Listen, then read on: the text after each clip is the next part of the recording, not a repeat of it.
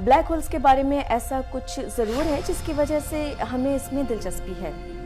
इसकी वजह यह हकीकत भी हो सकती है कि ब्लैक होल के वजूद के लिए एक सितारे का मरना ज़रूरी है, या ये वजह भी हो सकती है कि जो भी चीज़ इसमें चली जाए वो निकल नहीं सकती, या ये ख्याल कि ब्लैक होल के वस्त में वक्त और मकाम का तसव्वुर वो नहीं जैसा हम समझते हैं। इसका जवाब जो भी हो, ब्लैक होल्स और ख़ास तौर पर उनके मरकज़ का अनोखापन इस कायनात का सबसे बड़ा राज है।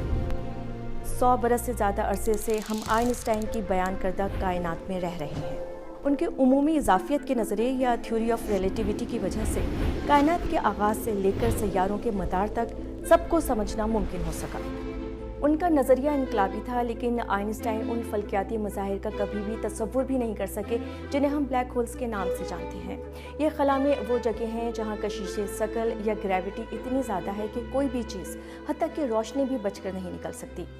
ब्लैक होल्स की पहली तस्वीर बेशक 2019 में खींची गई, लेकिन उसके वजूद का सबूत पहले से आइंस्टाइन की इक्वेशंस में मौजूद था। लेकिन खुद आइंस्टाइन ने इसके वजूद को मानने से इनकार कर दिया था, क्योंकि वो ये समझते थे कि ऐसी कोई चीज़ मुमकिन हो ही नहीं सकती। ब्लैक होल्स के वजूद को तस्लीम करने का मतलब था कि ये तस्लीम कर लिया जाए कि इसके वस्त में सिंगुलैरिटी छुपी है, जहाँ कुदरत के वो कवानीन जिन्हें हम जानते हैं काम नहीं करते। आइंस्टाइन की जानिब से दुनिया में सबसे मौतबर समझे जाने वाले तहकीकी जर्नल में शाये होने वाले मज़मून में ब्लैक होल्स को रद्द करना उससे मुतालिक तहकीकात में सबसे बड़ी रुकावट बना। जाहिर है, अमूमी इजाफियत के नज़रिए के बानी कह रहे थे कि उनका वजूद मुमकिन ही नहीं, लेकिन 1965 में माहिर तबियात रॉजर पेनरोस ने रियाजी के उसूलों के तहत ये कर दिखाया कि आइंस्टाइन की कायनात में न सिर्फ सिंगुलैरिटी मुमकिन है बल्कि नागुज़ीर है, और इन नताइज की वजह से उन्हें 2020 में 89 साल की उम्र में फ़िज़िक्स का नोबेल इनाम मिला। लेकिन साइंसी कम्युनिटी की जानिब से ब्लैक होल्स को मुकम्मल तौर पर तस्लीम कर लेने का ये मतलब नहीं है कि उसके तमाम राज हल हो गए हैं, बल्कि सिंगुलैरिटी के बारे में बहुत ही कम बातें पता चली हैं। ये एक बहुत पेचीदा तसव्वुर है, और इसको समझने के लिए कि ब्लैक होल्स कैसे बनते हैं, मैं एक आम मिसाल देती हूँ। ये लकड़ी की एक मेज़ है।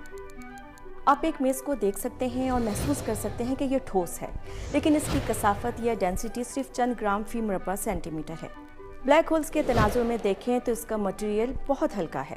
इस मेज़ को ब्लैक होल में तब्दील करने के लिए हमें उस वक्त तक इसे कंप्रेस करना या उस पर दबाव डालना होगा जब तक इसकी कसाफत नाकाबिले यकीन हद तक ज़्यादा ना हो जाए। लेकिन मसला यह है कि ये मटेरियल दबाव के ख़िलाफ़ मुज़ाहमत करेगा। जितना मैं इसे दबाने की कोशिश करूंगी, उतना इस पर दबाव बढ़ेगा और उतना ही ये मुज़ाहमत करेगी। हमें एक बहुत ही ज़्यादा ताकतवर अमल की ज़रूरत होगी जो मेज़ के गिर्द इतनी तवानाई पैदा कर सके कि ये दबकर इतनी कसीफ हो जाए कि एक ब्लैक होल बना सके। इतनी ज़्यादा तवानाई पैदा करने वाला एक वाक़या सुपरनोवा है। सुपरनोवा तब होता है जब एक बहुत बड़ा सितारा, यानी हमारे सूरज से कम से कम 30 गुना ज़्यादा बड़ा सितारा मरता है और चंद सेकंड में धमाके से फट जाता है। उसके बाद ये अपने अंदर ही अंदर ख़त्म हो जाता है और एक ब्लैक होल बना लेता है। इस तरीके से स्टेलर ब्लैक होल बनते हैं, जो सबसे आम ब्लैक होल्स हैं। हालिया आदाद शुमार के मुताबिक हमारी कहकशां में ही सिर्फ 1 करोड़ से लेकर 1 अरब तक स्टेलर ब्लैक होल्स मौजूद हैं। ब्लैक होल्स की एक और किस्म सुपर मैसिव है, जिसके बारे में माहिरीन फल्कियात का कहना है कि तमाम बड़ी गैलेक्सीज के वस्त में मौजूद है, जिसमें हमारी गैलेक्सी भी शामिल है। दर हकीकत नोबेल इनाम अकेले पेनरोस को नहीं मिला था। उनके साथ एंड्रिया गेज और राइनहार्ड गेंसेल भी शामिल थे, जिन्होंने हमारी कहकशां के मरकज़ में एक ऐसी चीज़ दरियाफ्त की जिसके बारे में ख्याल है कि ये सुपर मैसिव ब्लैक होल्स में से एक है। मैंने ख्याल किया जाता है इसलिए कहा है क्योंकि वो ये जानते थे कि वहाँ दिखाई ना देने वाली ऐसी चीज़ मौजूद है जो इतनी वज़नी है कि उसकी वजह से उसके गिर्द तमाम सितारे एक मुतासिर कुन रफ्तार से हरकत करते हैं। लेकिन ये समझने के लिए कि वो एक ब्लैक होल क्यों है, हमें कमियत वाले फल्कियाती अजसाम के बारे में सोचना होगा, खला का तसव्वुर करना होगा, जिसे तकनीकी तौर पर स्पेस टाइम कहा जाता है। लेकिन ज़रा ठहर ठहर के समझते हैं। ज़मीन और चाँद कमियत वाले फल्कियाती अजसाम की मिसाल है।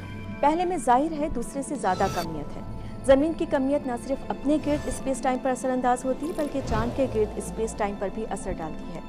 यही वजह है कि चांद ज़मीन के गिर्द गर्दिश करता है। लेकिन ऐसा सितारा जो ब्लैक होल बनाता है, हमारे सूरज से दर्जन गुना से लेकर अरबों गुना बड़ा हो सकता है। जैसा हमने लकड़ी की मेज़ की मिसाल में देखा, सितारे की कमियत या मास दबाव के नतीजे में लामहदूद हद तक नन्हे ज़रात में बदल जाएगी। اس کی وجہ سے اس کے ارد گرد جو تبدیلی ہوگی وہ اتنی طاقتور ہے کہ اس کے قریب آنے پر کوئی بھی چیز اس کے اثر سے نہیں بچ سکے گی۔ یہ وہ لمحہ ہوتا ہے جہاں سے واپسی ممکن نہیں، اور اسے ایونٹ ہورائزن کہتے ہیں۔ یہ بلیک ہول کے گرد ایک سرحد ہوتی ہے جو اس سب کو جو اس کے اندر ہے باہر سے جدا کرتی ہے۔ جب کوئی شے یہ حد عبور کر لے تو وہ واپس نہیں پلٹ سکتی۔ اس کا کائنات سے رابطہ ختم ہو جاتا ہے اور ہم نہیں جانتے کہ اس کی حتمی منزل کیا ہے۔ ہم بس یہ جانتے ہیں کہ ایک بار اندر داخل ہو جائیں تو بلیک ہولز کے وسط میں سنگولیرٹی کی جانب سفر شروع ہو جاتا ہے، اور یہ وہ جگہ ہے جہاں وقت اور مقام کا وہ مطلب جسے ہم جانتے ہیں ختم ہو جاتا ہے۔ ایسا اس لیے ہے کہ اس مقام پر آئنسٹائن کا نظریہ کام نہیں کرتا، بلکہ فزکس کے جتنے بھی قوانین ہم جانتے ہیں کام نہیں کرتے۔ یہی وجہ ہے کہ کہا جاتا ہے کہ بلیک ہولز اور خاص طور پر سنگولیرٹی تھیوریٹیکل فزکس کا حل نہ ہونے والا سب سے بڑا مسئلہ ہے، اور یہی آ کر سائنسدانوں کو بھی تسلیم کرنا پڑتا ہے کہ کائنات کے بارے میں ان کی معلومات مکمل نہیں ہیں۔